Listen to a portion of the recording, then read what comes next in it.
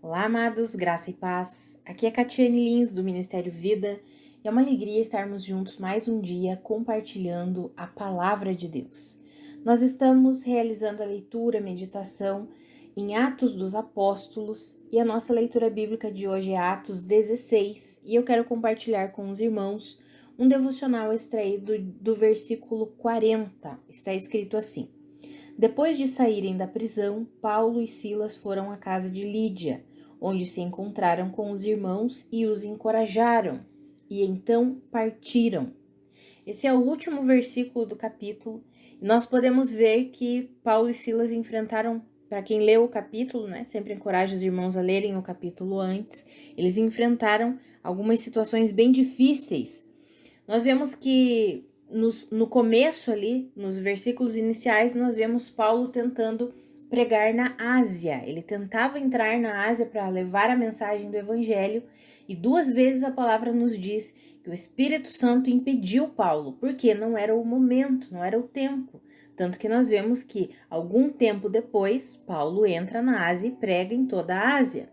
Mas naquele momento Deus tinha planos diferentes para a vida de Paulo.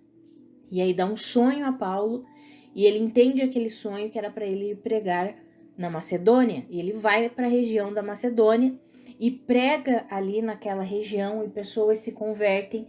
Não existia nem sinagoga ali naquele local, era uma província romana, que eles chegam em Filipos, é uma província romana, a cidade principal daquela província, e eles pregam ali perto do rio, e uma mulher importante da cidade, vendedora de tecido, ela se converte, Lídia, e eles ficam pregando a palavra ali durante um tempo.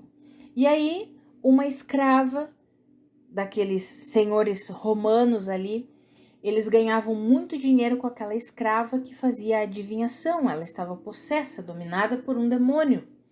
E o apóstolo Paulo relata a palavra de Deus aqui no capítulo 16, que ele ficou indignado certo dia, que aquela escrava vinha atrás deles falando o tempo todo, e ele expulsa o demônio daquela mulher. E quando os senhores veem que eles perderam a fonte de lucro deles, porque o lucro deles era a adivinhação que aquela mulher realizava por meio de espíritos demoníacos, aí eles vão para os magistrados da cidade e falam: ei, esses homens aqui são judeus, estão vindo aqui causar tumulto para nós, com uma cultura completamente diferente, e aí eles são açoitados e presos. E aí nós vemos que durante a prisão, eles lá, açoitados e presos, ainda assim, eles estavam orando e louvando ao Senhor. Então aqui já mostra uma atitude de Paulo e Silas em meio a uma tribulação, em meio a uma provação, em meio a uma situação contrária. Eles não estavam maldizendo, eles não estavam reclamando, eles não estavam falando mal, eles estavam o quê? Adorando e orando, louvando ao Senhor e orando. De repente, vem um terremoto tão violento que os alicerces da prisão foram abalados, as portas se abriram, as correntes se abriram, ou seja, a intervenção divina acontecendo ali naquele momento. E quando o carcereiro ele vê aquela situação, ele pensa: pronto, todos os presos saíram, eu vou me matar. E aí Paulo e Silas: ei, não faça isso, porque nós estamos todos aqui. Ou seja, eles não utilizaram daquela situação para pensar: eu vou sair correndo daqui. Não, eles ouviram a direção do Espírito, não era para aproveitar aquela situação, era para permanecer ali. Tanto que aquele carcereiro e a sua casa são salvos. Aquele homem pergunta: o que eu devo fazer para ser salvo?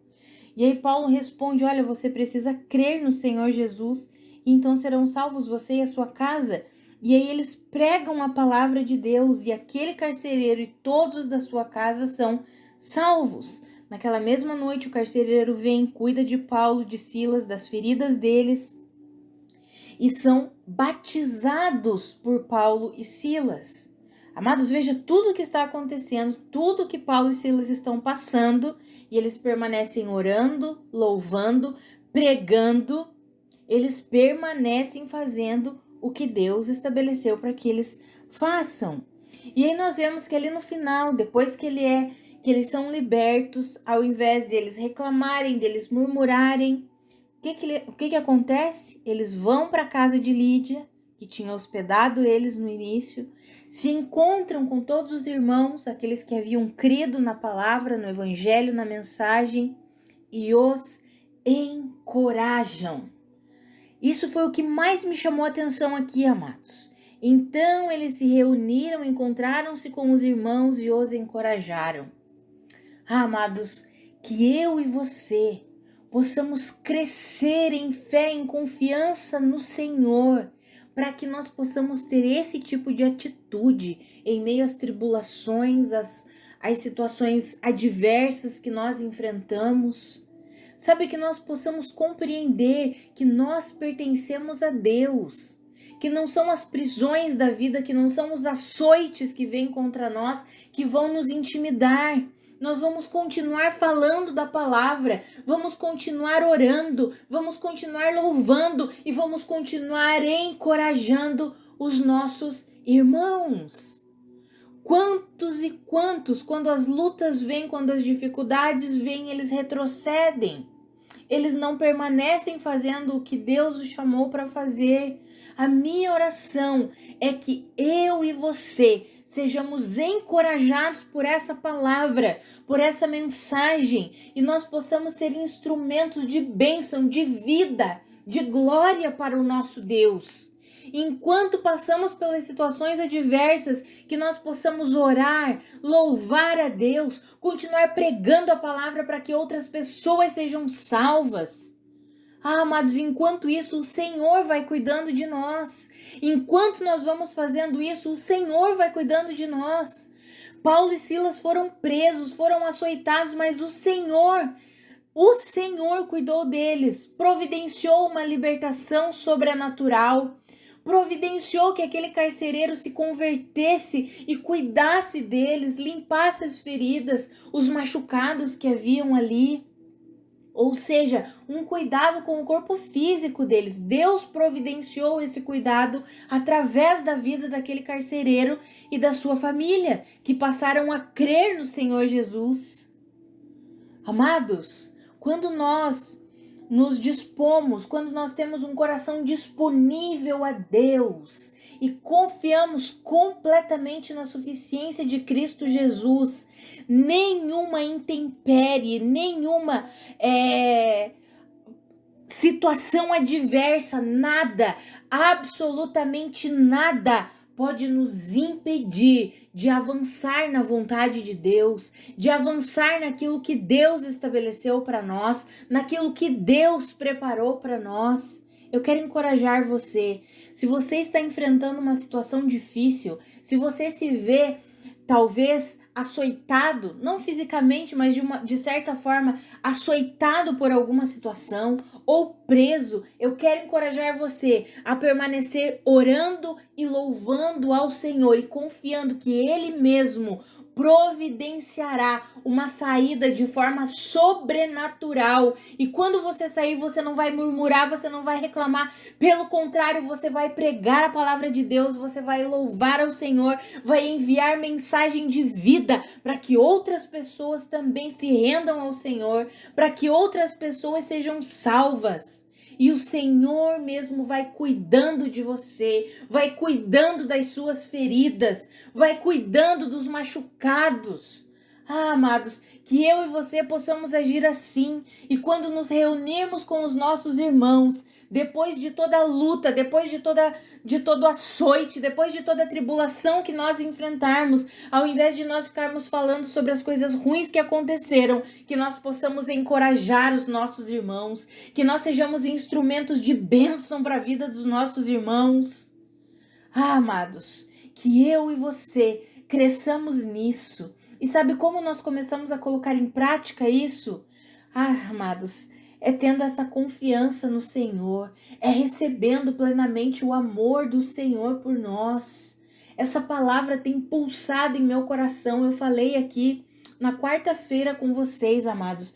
Citei, inclusive, aquele texto de Efésios 3, 18 e 19 na versão NVT, a nova versão transformadora, Que à medida que nós vamos conhecendo a altura, a largura, a profundidade e o comprimento do amor de Deus, e vamos experimentando esse amor, nós vamos sendo cheios plenamente da vida e do poder que vem de Deus. E quando somos cheios da vida e do poder de Deus, nós nos tornamos capazes de louvar, de orar enquanto estamos presos, enquanto estamos sendo açoitados, enquanto estamos passando por guerras, por lutas.